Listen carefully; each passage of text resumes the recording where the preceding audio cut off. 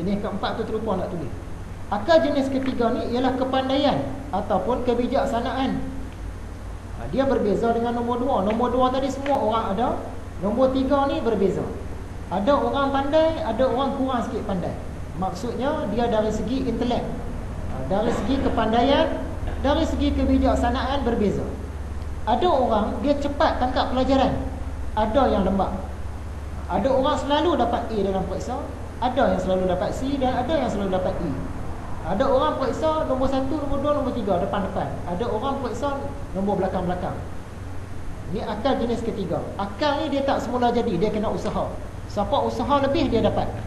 Siapa usaha nak menghafal dia dapat akal yang ketiga ni lebih. Siapa usaha buat ulang kaji dia dapat akal ketiga ni lebih.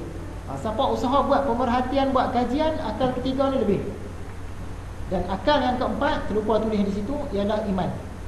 Yang kita bagi contoh tadi, apa punya ulama, apa punya menteri, apa punya pemimpin, apa punya doktor, apa punya tokoh tak ada akal sebab mereka ni ada buat benda salah. Dia tu ulama, dia nampak kucing tepi jalan dia sepak, saja-saja sepak. Tak ada akal punya ulama. Bukan kita kata tak ada akal tu dia tak pandai ilmu dah, dia pandai daripada kita. Tapi dari segi mencegah hawa nafsu tadi, sifat-sifat baik tu tak ada. Itulah 4 jenis akal. Jenis pertama, jenis kedua dia datang sendiri. Jenis ketiga, jenis keempat kena usaha. Siapa nak pandai kena usaha lebih. Siapa nak kontrol hawa nafsu kena usaha lebih. Itu maksud Imam Ghazali.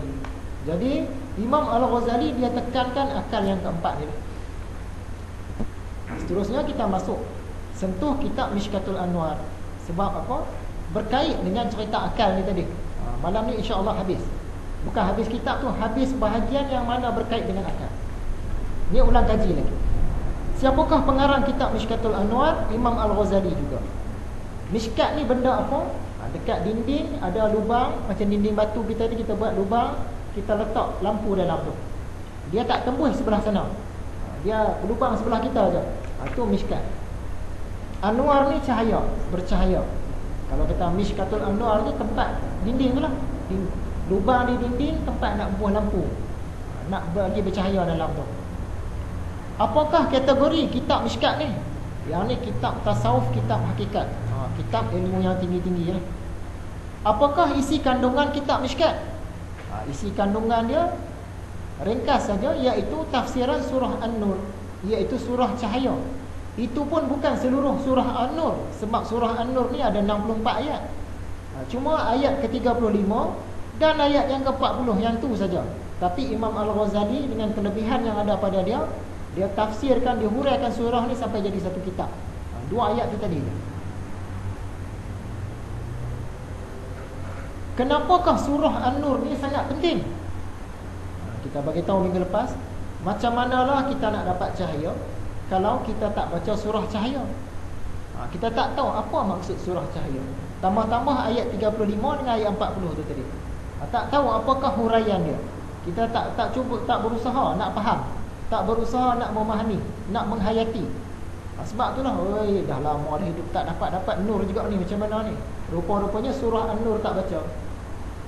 Macam kita kata hari tu, sama juga doktor.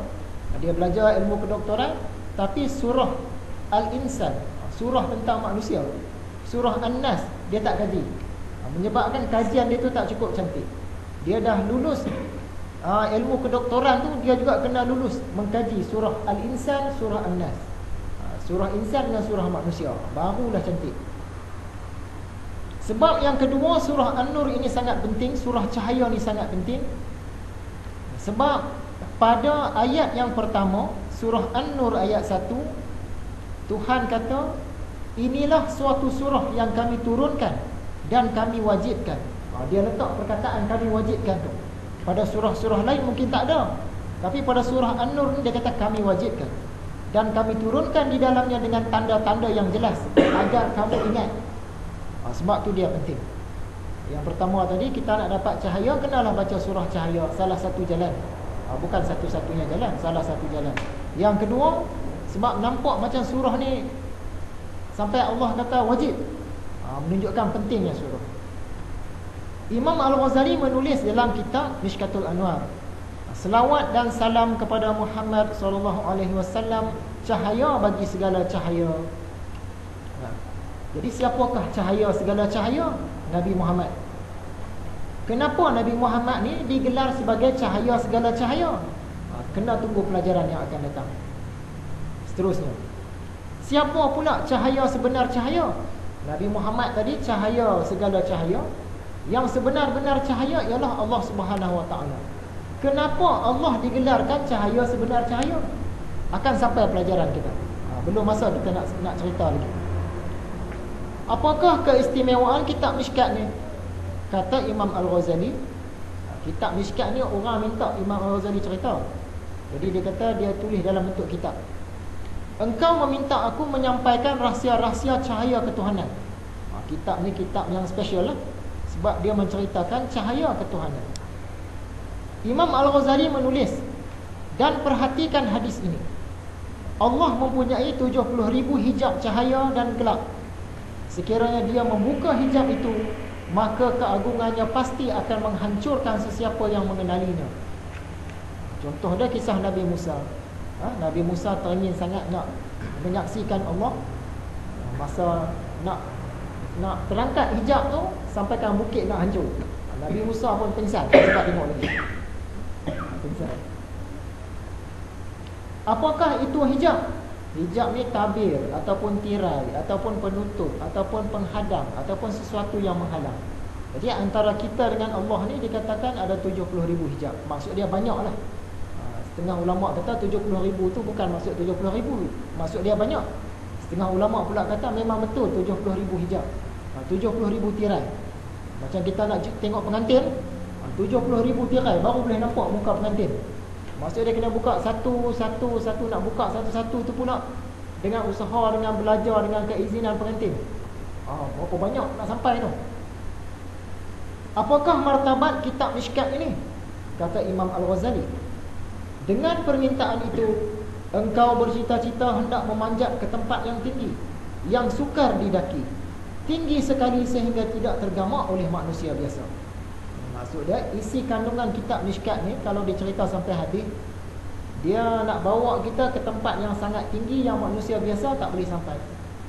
Tapi bila kita dah belajar, maksud dia maham kita naik sikit. Kita mungkin tak sampai ke penghujung dia, tapi naik sikit. Naik sikit. Contoh macam dalam politik lah kan. Dalam politik, orang tu kata aku bercita-cita nak jadi Perdana Menteri. Dia orang kampung biasa lah. Jadi dia usaha. Mungkin dia tak sampai jadi Perdana Menteri, tapi sekurang-kurang dia dapatlah jadi jawatan kuasa kampung. Kalau dia usaha lebih lagi, dapat jadi ketua kampung, ketua cawangan. Usaha lebih lagi, ketua bahagian. Usaha lebih lagi, dapat jadi yang berhormat, adun. Usaha lebih lagi, dapat jadi ahli parlimen. Usaha lebih lagi, dapat jadi menteri. Dia mungkin tak dapat Perdana Menteri, tapi dia makam dia tetap meningkat sebab ada usaha. Kalau dia tak usaha tadi, jadi ahli biasalah selama-lamanya. Macam kita lah. Kitab ni tinggi ni, sampai kepada peringkat cahaya Allah, sampai ke aku ni. Yang penting kita belajar. Bila belajar, sekurang-kurang dia naik juga satu tangga. Daripada tak belajar langsung, selama-lamanya kita akan jadi manusia biasa. Biar naik satu tangga pun jadilah, daripada tak naik langsung. Begitulah contohnya. Bolehkah kita belajar kitab Mishkatul Anwar ni? Boleh. Kerana Imam Al-Ghazali dia letakkan had-had tertentu. Di belakang nanti kita akan jumpa dalam kupasan seterusnya nanti. Ada tempat-tempat yang Imam Ghazali kata, kalau kamu tak boleh pergi dah, setakat ni saja. Sebab apa? Setiap orang tu dia ada ilmu dia, orang ada ilmu dia yang tersendiri. Setiap bidang ada ahli dia yang tersendiri. Bukan semua orang sama. Ikut bakat, ikut anugerah Tuhan.